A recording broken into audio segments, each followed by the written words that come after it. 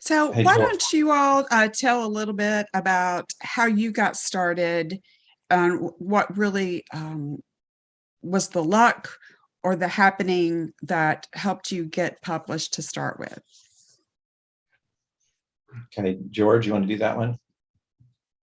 No, no, I'm just kidding. I'm kidding. Let me tell you all this. When I was in MFA school, I was forced to take a class called Contemporary Editing and Publishing. And about 1 week into that class, I realized that I would never, ever in my life want to do anything like this. Or no, I didn't want to be an editor. I didn't want to be a publisher. I thought it was terrible. As far as my writing goes, I think I did the right thing. You know, I'd write a story and send it out. And this is kind of back in the day, because I'm old guy.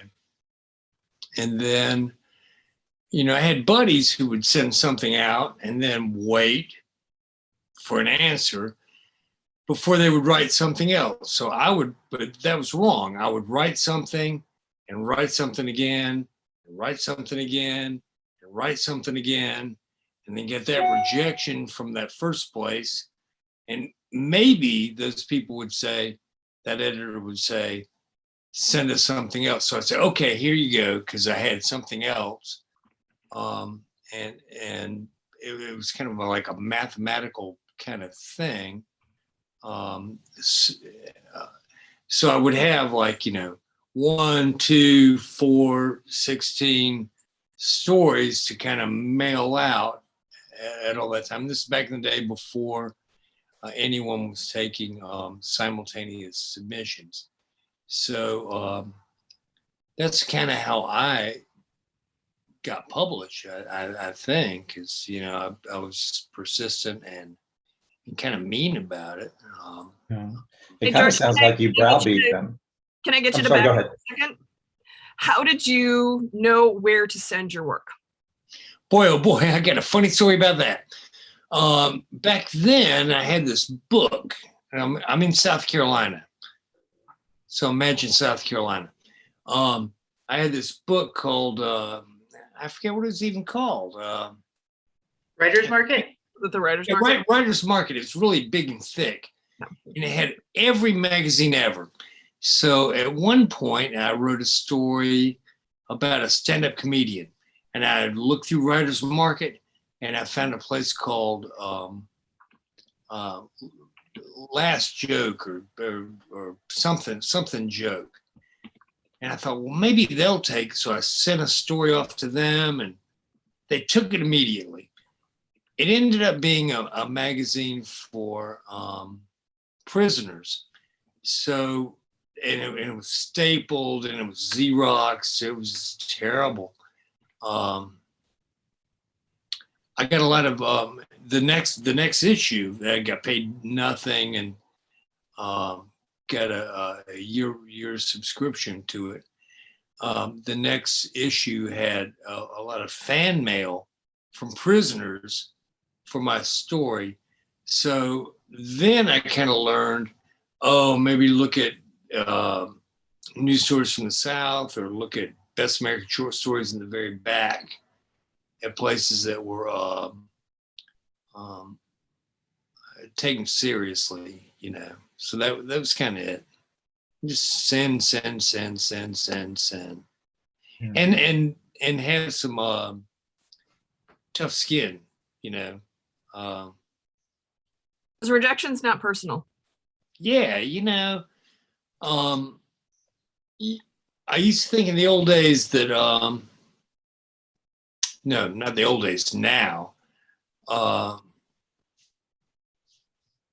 You send something out, and maybe the editor may say, oh, I don't like it. Doesn't mean it's bad. Maybe the editor woke up on the wrong side of the bed. You send out enough, and finally something's going to happen. If it doesn't happen for 16, 18 times in a row, then you go, oh, I wrote a bad story, and you put it aside. find one sentence out of there that's. Daniel, what is your origin story? Well, that's interesting that George just said that, because mine was very similar to George's, even though, I mean, I was sending out the hard copy of the story with the self-addressed stamped envelope, which I take it people don't do that anymore. But I kind of treated it like a side business. The writing was here, and then the submission process was over here. And so I would send out 20 copies of the same story on the same day to 20 different magazines. And I would write down the date that I sent it, and then I would write down the date that it inevitably came back rejected. And through that, I was able to decipher what the waiting period was between sending a story in and getting it rejected. And I would sort of go through these magazines to determine which ones I wanted to continue to get rejected from. Because I mean, the reason simultaneous submission is necessary is that if you waited for any one magazine to accept or pass on your story, I don't know, I would probably be still waiting for my second story to get published. It just takes too long. So simultaneous submission is completely, necessary for a writer and a writer's progress. But so when I would do that, I would go through these 20 magazines, and this is a list that like George was saying, I'd get from the back of Best American Short Stories or the O. Henry Stories or something like that. And I would of course send to the New Yorker and to Atlantic and Harper's, and then all the way down to a magazine that maybe my sister published to see maybe if she would take it. She never did. But the story that was interesting is, it wasn't my first story, but I would say maybe my fourth or fifth story that I got published. So I had this list of 20 magazines, and I'll say the very first magazine that I was sending it to was the Green Tree Review, which is just, I'm totally making up that name. Sent it to it was a good magazine, actually, a well-known magazine.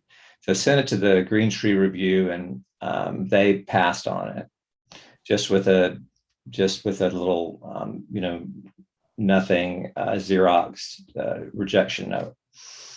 And then I sent it to all those other, I waited for all those other 20 rejections to come back, and all 20 did. So I looked at the story. I got a couple of responses from editors on it. I cleaned it up. I retyped it. I sent it back to the Green Tree Review, which is my very first rejection, and they published it, and it won a prize. So it was almost the identical story that the same magazine rejected without any kind of acknowledgement in January, but in February it was a prize winner. And I think that just goes to show how fickle and how you don't want to attach too much meaning all the time to a rejection. Sometimes you're not writing a great story, so there's that too. But it is, I think, like in George's example, it's a lot of it is persistence and browbeating.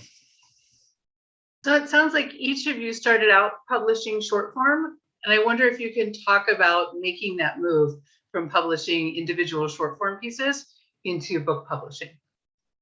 Karen, do you want to start us off?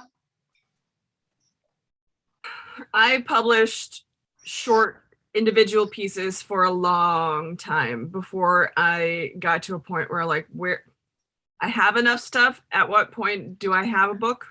And so I looked at and the manuscript had taken a lot of forms over the years, and I'd pulled essays out, I put other ones in as I'd written them, and realized at some point that I had a collection of things that had to do with water in one way or another, whether it was too much water, not enough water. And it was not all designed to go together, as many first collections are or not. And the movement towards trying to publish that as a thing was very slow.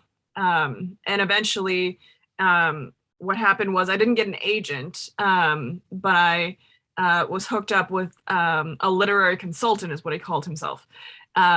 And he's the one who, I mean, he basically functioned as an agent for me because I was finishing my PhD. I didn't have any time to send things out.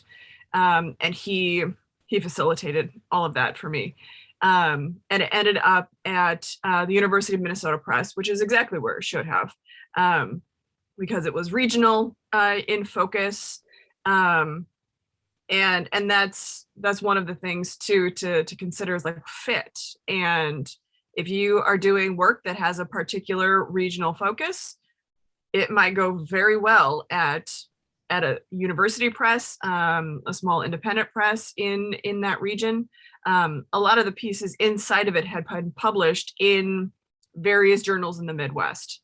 It was a very Midwestern book, and so it was done by the time that I sent it to Eric and worked with him at the University of Minnesota Press, and it was a really wonderful experience. Eric was an incredible editor. He moved some things around and gave me some insights that actually gave the last piece in the book a new ending, which was exactly what it needed. And so it was nice to have an editor who could see things in a manuscript that I didn't. But that was a long process to the first one. The second one was shorter simply because it was much shorter pieces in a shorter period of time. But I can go into that at a later too. Daniel or George? Well, I forget the question. Talking about moving from publishing short form work into book publishing. Yeah, I spent way too much time just doing short stories and being hard-headed about it. And then finally, having stories just kind of come out. It took a long time. I mentioned this earlier this morning that it took me until reading Flannery O'Connor when I realized, oh, I can do short stories that are set in the South and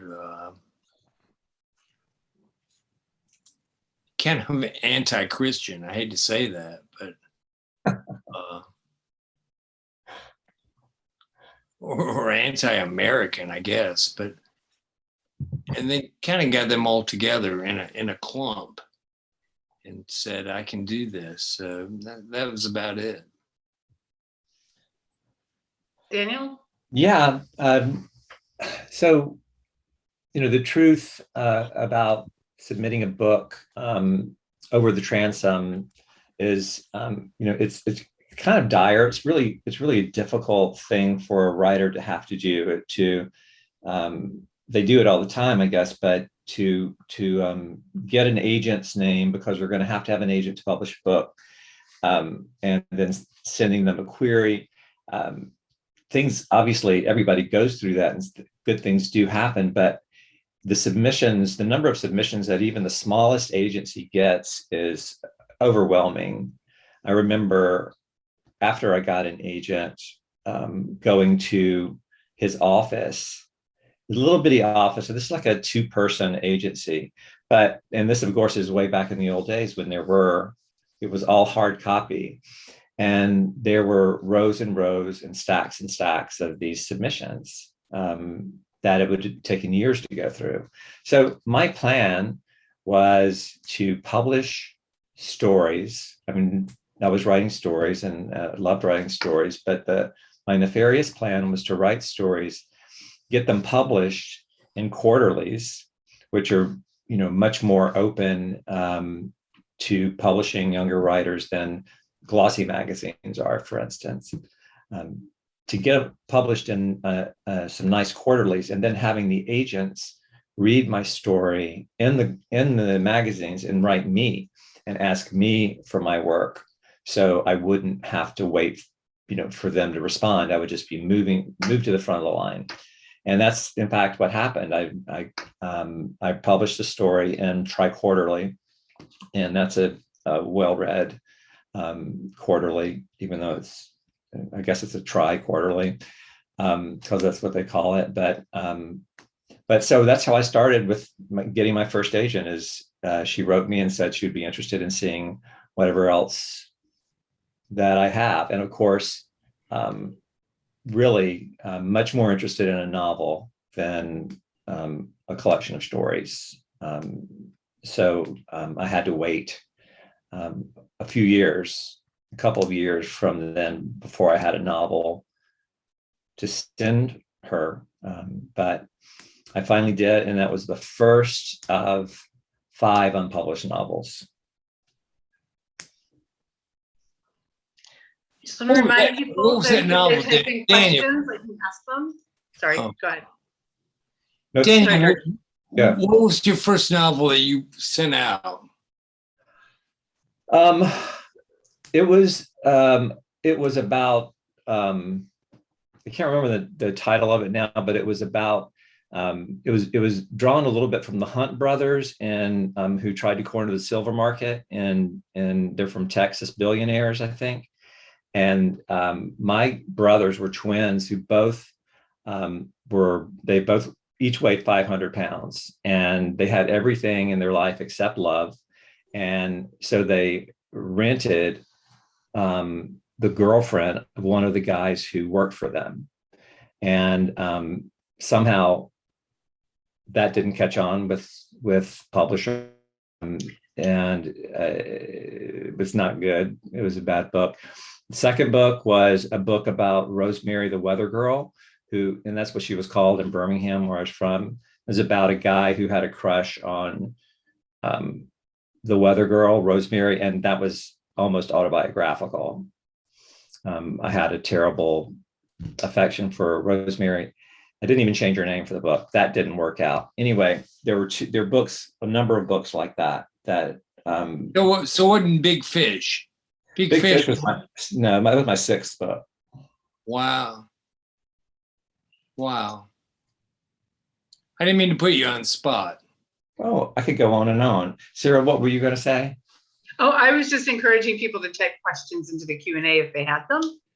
Okay, yeah, I double that. I double down with that. I also think it's important too for people to hear that we all do have books in our drawers that didn't work for one reason or another, will never be published for one reason or another, and that doesn't make it a failure. Right. Yeah, it's a bridge to another better book, you hope. Yep. I mean, I'm a nonfiction writer. Fiction is very difficult for me. I wrote a novel once. It is in a drawer where it shall stay. But I learned a metric ton while writing that, that I couldn't have learned another way. So even though I would be very embarrassed, should anybody see it, should they break into my computer, it was definitely worth writing. So often I teach a literary editing and literary citizenship class where we talk about these things too. And students come into the class believing all sorts of really terrible stuff because the internet is full of really bad writing and publishing advice. What is the worst advice you have ever heard anybody give writers? And why is it bad, and why should writers ignore it? Wow. Ah, Sorry. That's a tough question. That is a tough question. I would think that it may be write what you know about, because who said write what you don't know that you do know about? When if you wrote what you, sci-fi writers, you know, if you write what you know about, how do they do that? Man, that's a tough question. Sorry. No, I think that it's also this, some of the cliches that writing teachers haul out a lot can be like that, deceptive or inaccurate. The writing what you know, for instance, it's really, I can't remember who said this. It's probably better to think in terms of write what you want to know. And that's, if you have that curiosity and that passion for something, you can probably write about anything and that you want to. I think the whole show don't tell thing is probably problematic to a lot of young writers. So, but you know, these are things that we fall back on sometimes in teaching shorthand, and you can't know, really don't know anything about you know, you can only teach writing to people who are writing. You know, you can't teach somebody how to play basketball, you know, without getting them on the court and having them bounce it around. And it's the kind of thing I feel like that can only be taught successfully in progress. There's a question in the chat, you know, must you have a formal education in writing to be a writer? And I don't think so. And I say that, you know, as a teacher of writing. But I will say is that there are many ways to learn how to write good things. And if, you know, a formal education in writing is one of them, but being a voracious reader is another. Like reading all the things, everything that you can get your hands on will teach you how many different ways there are to tell a story, or how many different ways there are to build a character, or how many different ways there are to write a love story, because there are 1,000 ways. But I will also say that some of the most instructive things that I have learned as a writer while reading is reading stuff I don't like. And I am very, very honest with my students when I tell them I don't like Cormac McCarthy. I don't like him at all, which it usually gets a laugh out of them, because aren't writing teachers supposed to love all books? I'm like, no. But I have learned more about how to put a sentence together from Cormac McCarthy than I have anybody else. And so thinking about, okay, so maybe this book isn't my particular cup of tea, but that doesn't mean that I am the same reader or writer at the end of it that I was at the beginning. And part of being a good writer is to have those little feelers going all the time, like encounter the world as a writer. And that's just as valuable in education as a classroom. Joshua asks, or says he would love to hear about the role of networking in getting published, getting noticed in publishing circles. Does anyone have thoughts on that? I'm sure, I mean, that knowing people can't hurt. You know, it definitely, I mean, and I know that in my own experience that I have benefited through meeting certain people. But I started writing and publishing here in Chapel Hill, never went to school in writing, didn't get my MFA, never went to graduate school, and started publishing on my own, just, you know, out of my, you know, just typing it up on my little Smith Corona and sending it out. So they're really, you know, I think that the agent that you work with is probably the person who it's most important for them to know people. That's my feeling. I also think too that part of the work of sending things out is those moments where you do get notes from editors who are like, this is great, send more.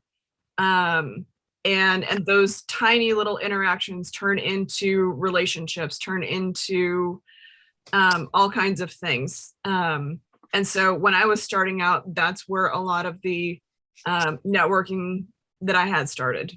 It was still in a place where editors signed their names to the rejection letters. And so I could address the next cover letter to that editor by name.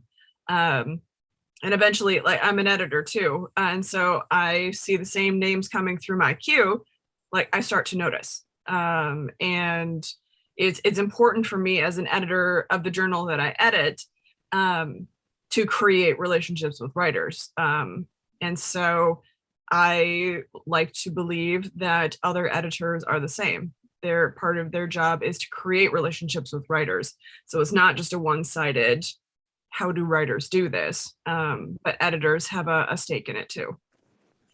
I want to echo what Karen said. I was also an editor for several years at a journal called Brevity. I think your writing does your networking for you. Mm-hmm. Your writing is what builds your relationship with editors, with an agent or something. And then very, very luckily, those people go out and do that work for you too. I don't think there's a lot of networking that needs to get done before publishing, because I don't think that's the key to publishing. It's more the key to just being part of the community. I do think getting published leads to publication. If you are able to write in a cover letter that my work has been published in so-and-so magazine, that always helps. Everybody wants to discover a writer, but nobody really wants to be the first one to discover a writer.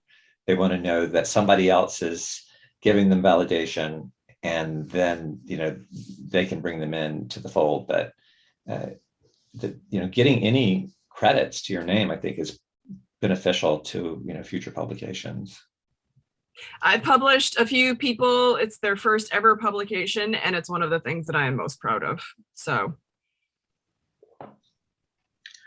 Buffy asks again, she says, I'm 50 years old and I have a couple of articles published online, still consider myself a beginning writer. I know we're talking about books and short stories here, but have any of the panelists, and I want to say certainly Karen has, written articles, essays, or devotionals as well, right? As an essayist, I know Karen has written essays. Otherwise, we wouldn't call her that. So do you want to talk about sort of the writing that you do outside of fiction and book length work? So my primary genre is nonfiction. And so I generally consider myself a place writer.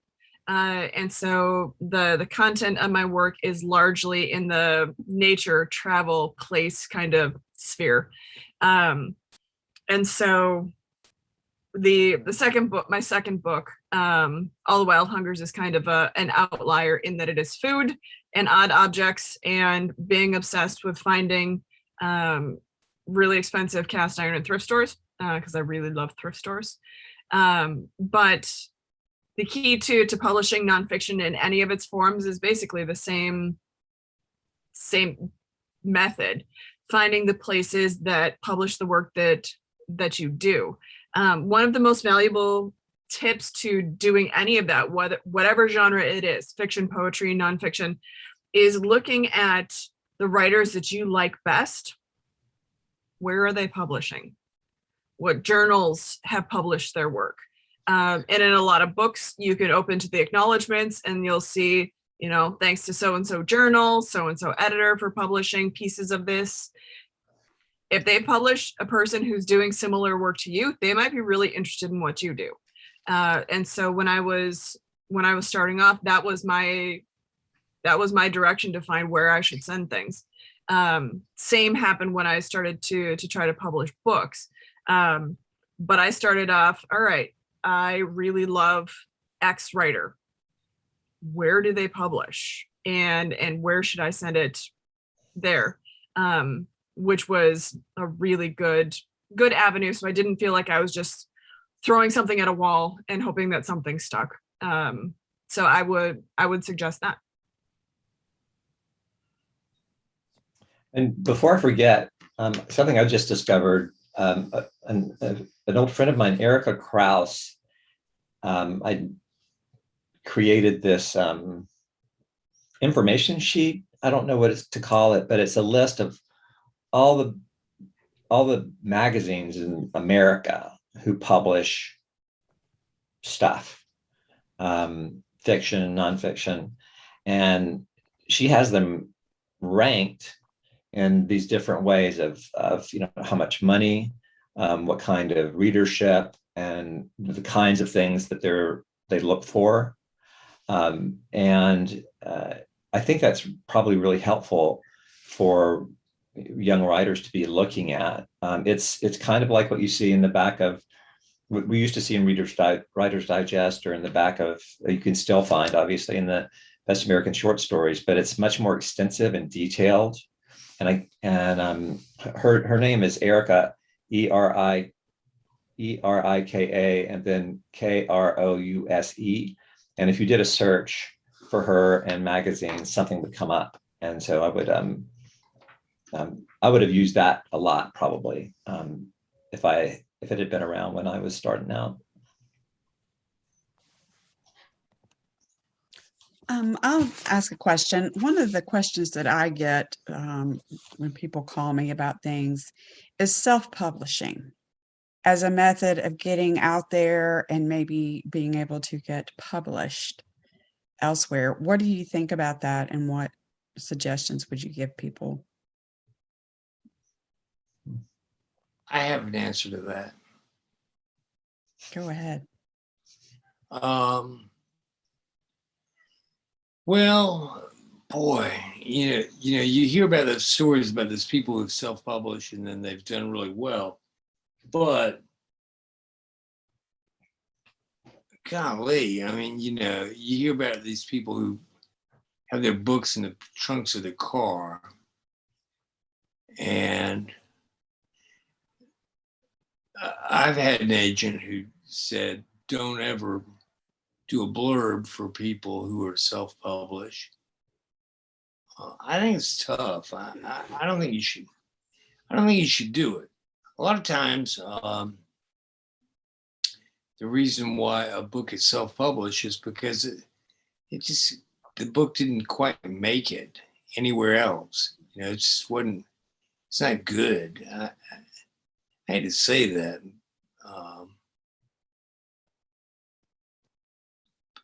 It's just tough. Mm-hmm. Danny, what do you think about that time you and I self-published that book? Mm-hmm. Has anybody ever heard of that? No. Nobody's heard of it. It's true. I think that one of the difference, one of the biggest difference is between traditional publishing and self-publishing is that, like Karen was saying, in traditional publishing, there are all these hands that a book goes through. There are a lot of gatekeepers, for better or worse.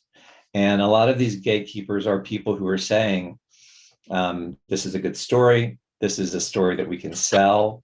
This is a story that we can do things with. And so by the time that you get to, an agent is one of those gatekeepers, and you have an agent who takes it and an agent doesn't make any money unless they sell your book. They don't get anything up front. So they only take on a book because they have an idea that they can sell it. So if a publisher gets a book from an agent, they take it more seriously than they would seeing a self-published book, or having an individual send a book into the publishing company, which doesn't happen anymore. Self-publishing, like, anybody can do it. And even if it happens to be good, which it's not impossible that it could be actually a good book, and for whatever reason didn't find a publisher, it's difficult to market it. It's difficult to find readers for it. Who is going to read your book? How will they know it exists? It's a big world. And if your book isn't out there being in a bookstore you can walk in and see it, or in an advertisement. It's just very difficult to get a reader for your book. And that is the end game, right? It's not just publishing, but it's having people with their eyes on your work. And that's why you publish. So, to reach readers. I've got a, oh, go ahead.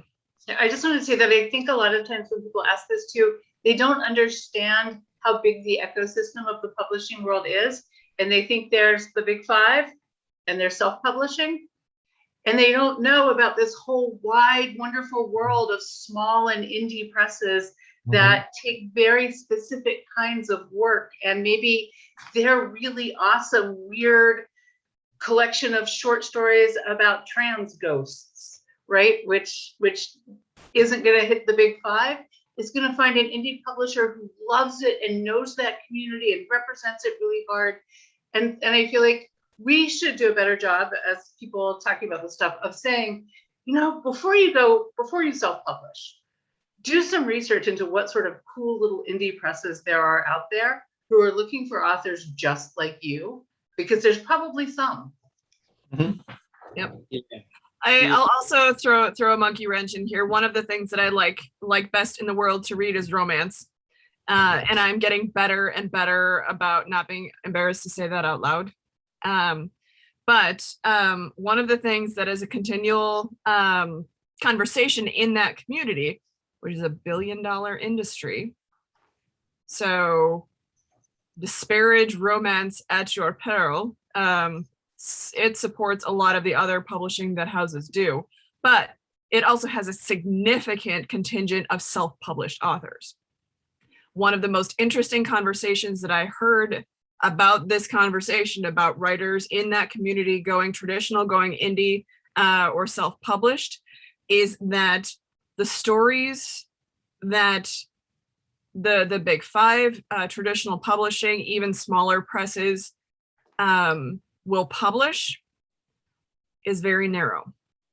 And so if writers are writing about traditionally marginalized communities who have never seen their stories on a page, self-publishing is a great way to go, because they're never going to be able to make it past that gatekeeping.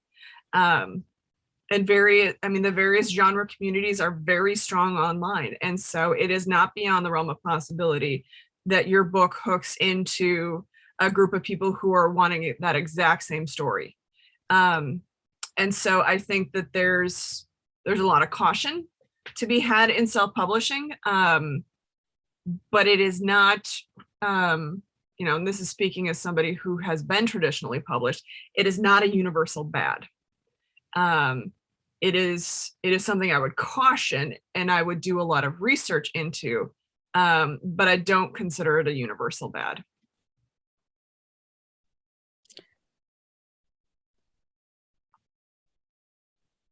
We don't seem to have any more questions. So does anybody have, I'm sorry, I'm gonna put you on the spot with another question I didn't ask you to prep for. I like to get recommendations about what to read next from writers, right? So I was wondering if each of you could recommend a book to us that you think we might not otherwise stumble across. I will start. There's during the pandemic, during the deepest part of it, books continue to be published, but and a lot of them were actually sold. I think the book business did pretty well, but a lot of books got lost. A lot of the, I guess they call mid-list books, not the big names, but some really, really wonderful work was thrown out there, and it just disappeared. And there's that window for reading a book or for knowing that a book exists, even in the traditional publishing, is very small. So there are a ton of books, I think, that a lot of people miss. But one that I loved it's called Bewilderness, and it's not to be confused with other Bewilder or something books. but it's by Karen Tucker, and it's about two friends who are, it sounds kind of dark. It's a little bit dark. It's a roller coaster of a ride, though. It's about two friends who are in trying to get off of these drugs that they're on, and one of them does, one of them doesn't, and this starts this plot rolling, which is really, it's breathless reading, and I suggest it to everybody. It's every sentence is frameable. Karen, do you have a book to recommend to us? Well, questions like that, I'm like, have I ever read a book before? And every book in my brain just goes. But I read a bunch of books over the summer, Minnesota books, that I think everybody should read. So Kaukalia Yang is a Hmong memoirist. Her first book, The Late Homecomer, came out in 2006, 2007, about being a Hmong refugee in St. Paul. It's brilliant. Won a bunch of awards, as it should. Her second book, The Song Poet, is about her father, who is a Hmong song poet, and also working in factories as a refugee, destroyed his hearing. And so being a musician and a song poet as he's losing his hearing. Fascinating book, also turned into an opera in the Twin Cities in the last year, which I have not heard, but I'm very curious about. And she just put out a new collection a couple of months ago called Somewhere in the Unknown World, which is a collection of refugee stories from different groups of refugees in the Twin Cities. Fascinating. And she writes beautiful sentences. Like, if you want to know how to write a beautiful sentence, go read Kaukalia Yang. She's also written a bunch of children's stories recently, which are also beautiful and brilliant. And if you want a shorter commitment, she's got some really beautiful TED Talks on YouTube. So she's my recommendation. George, what should we read? This is a memoir called Blind Man's Bluff, which I think is great, by J.T. Hill, a guy who tried to hide his blindness. Another is this a novel called The Last Taxi Driver by Lee Durkee. Pandemic's been bad, but it's been a good season for story writers. I just finished JT's book, and I also highly recommend it. It's really Don't you good. think it's great? It's great, and it does things that I'd never seen a memoir do before. I know. In terms of discovery and tension and also humor. It's just, I love it. Yeah, good.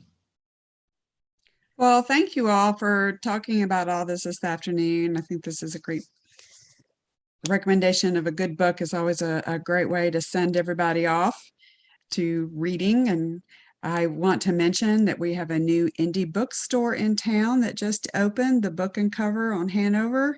So check it out. I'm sure they will be happy to order any of those books that you would like. And we certainly want to get them off on the right foot. So do support your new independent bookstore out there. All right. Well, with this, we're going to end our festival day. I really want to thank all the authors who have taken the time to join us. We're just so delighted in all the conversations on readings. Thank you so much also to our sponsors, First Horizon Bank, Mr. and Mrs. Olin Mills, who really helped make this possible. And I just want to send y'all off for a great weekend and find your next great read. All right, everyone, take care. Bye, everybody. See you. Bye. Bye-bye.